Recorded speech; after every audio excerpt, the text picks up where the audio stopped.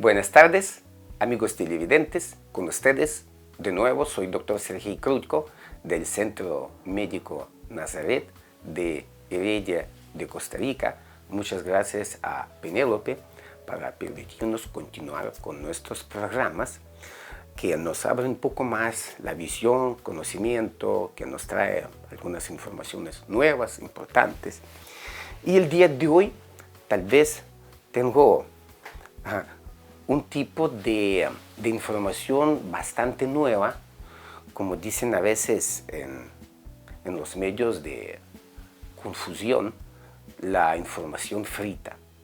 Lo que quiero agregar el día de hoy es un dato muy interesante que salió hace unas semanas a la luz y está relacionado con unos documentos que fueron enviados al Consejo de Seguridad de la ONU y que se trata de los materiales experimentales biológicos que fueron encontrados en los laboratorios construidos por Estados Unidos en Ucrania, que fueron tomados durante ese conflicto entre Rusia y Ucrania, en el territorio de Ucrania, exactamente en todo lo que fue el límite de la frontera entre Ucrania y Rusia, exactamente en el territorio de Ucrania. Entonces sabemos que desde hace muchos años Estados Unidos está construyendo los laboratorios diferentes de los supuestos estudios experimentales biológicos en diferentes países del mundo. Hay en Georgia, hay en Ucrania, hay en otros países más del mundo. Okay.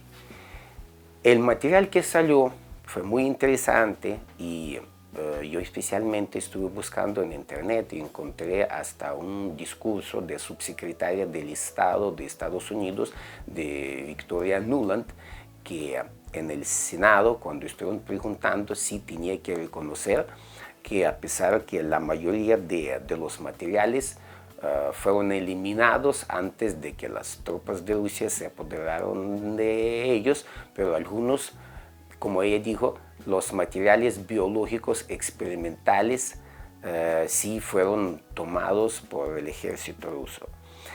¿Qué es lo que dicen los documentos presentados en el Consejo de la ONU?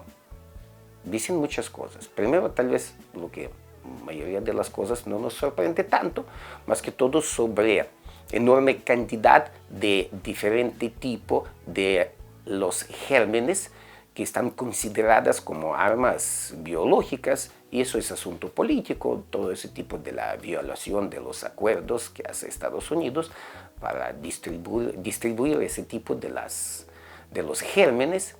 Pero lo más interesante fue que dentro de esos gérmenes lo que fue nuevo fue una gran cantidad de diferentes tipos de los variantes y cepas del virus que nosotros ya tenemos el día de hoy como una moda de pandemia.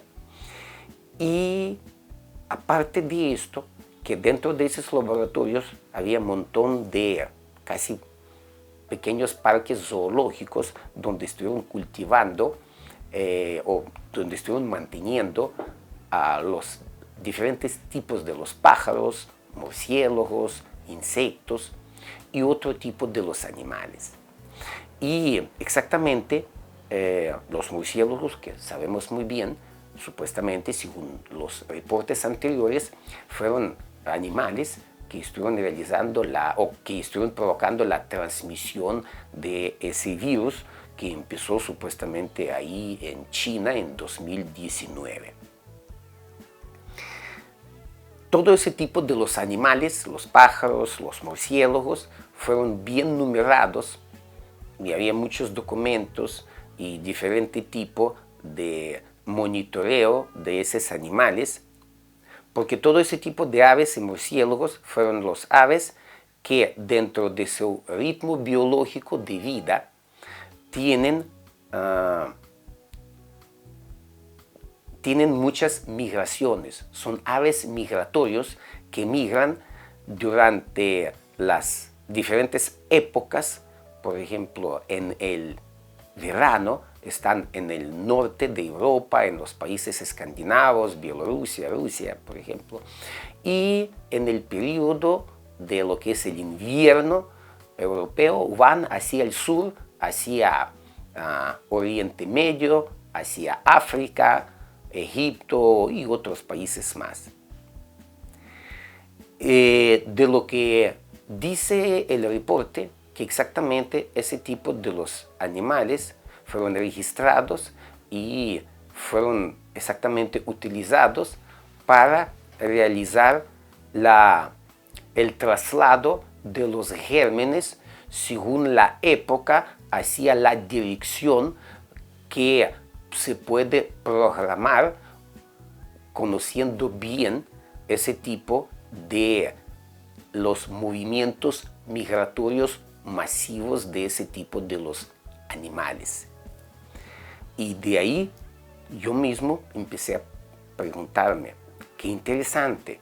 Entonces, es posible que a pesar de que todos los países estuvieron cerrados con sus fronteras, siempre me sorprendía por qué de repente en algún país aparecía una cepa de ese virus, en otro país otra cepa después de un tiempo, a pesar que todos los vuelos de todas las aerolíneas estuvieron suspendidas. Y ahora sí, como por lo menos tengo una hipótesis de dónde puede llegar ese tipo de propagación de ese tipo del virus y de otras infecciones también. Entonces, eso es tal vez la información que quiero compartir con ustedes para que ustedes tengan una visión más amplia y tal vez que eso nos puede ayudar también para entender cómo se logró iniciar ese tipo de problema en China y cómo logró expandirse a otros lados del mundo y que hasta el día de hoy nosotros tenemos un montón de preguntas que siguen sin respuestas. Eso es todo para el día de hoy. Muchas gracias por su atención.